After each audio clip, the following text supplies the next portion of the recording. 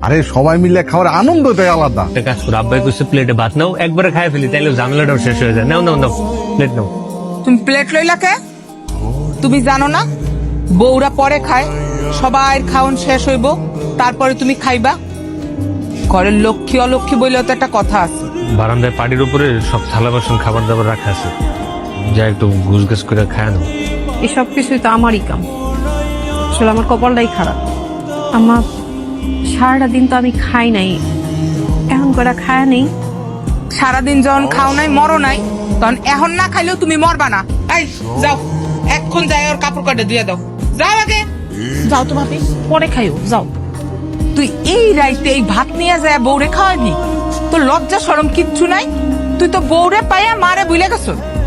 মা, তোমার যা খুশি তুমি ভাইবা নাও, আমার যা বলার ছিল আমি তোমার বইলা দিছি। আর আমি কি ভাত আনতে অন্য মানুষের বাড়িতে গেছিলাম?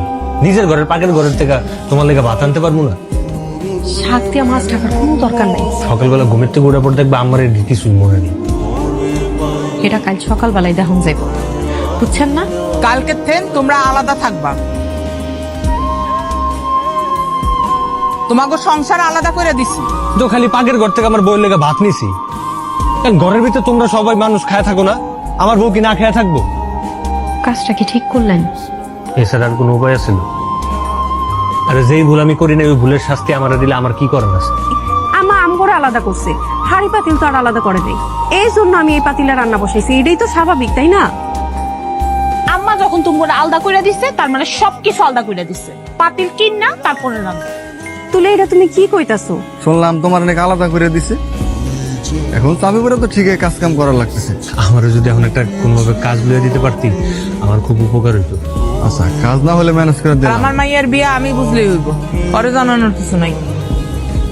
আব্বা, আম্মা তো ঠিক কথাই কইছে, ভাইজান আমার বিয়েতে এসা করবোটাই বাকি। এত বড় বাক্স লয়ে কই যাও? তুমি জানো না মনে হয়? আমি কেমনে জানবো? ও বুঝছি, তাহলে মনে হয় তোমার দাওয়াত দেয়নি। আমার আবার কে দাওয়াত দিব? কেন? তোমার আব্বা। আজকে তো তোমার বোনের বিয়া। নিজের আপন বোনের বিয়ে একটা মানুষ আমার জানাই না, আমি কি এত বড় অপরাধ করে নিছি? তো আমার জন্য আম্মার লোকে ঝগড়া করতে গেলেন, আপনি যদি এই ঝগড়াটা না করতেন তাইলে হয়তো আমগরে আলাদা করে দিত না। হাতি তোর না সবসময় তোর হচ্ছে বেশি বোঝা তোর। আদিন খাওয়াটা খানে ওরা নিয়ে আসছি, বউ নিয়ে আসছি, আর শুধু খাই খাই খাই খাই। তোমাকে আলাদা করে দিছি না? আম্মা এইখানে কাপড় চোপড় ধুমু না তো কই ধুমু? তুমি কই দুবা আমি কি জানি, লাগলে কাপড় ধুইবা না? তুমি এখন এহেনতে যাও, আমার কোনো কিছু তুমি ব্যবহার করতে পারবা না।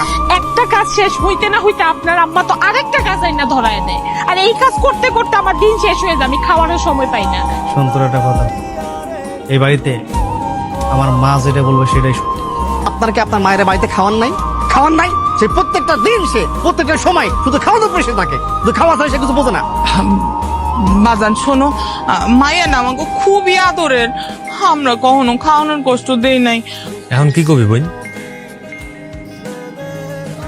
যে ভাতের কারণে আমার বউয়ের এত দোষ, আমার এত দোষ, আজকে ওই ভাতের কারণে তোর সংসারটাও ভাঙবে।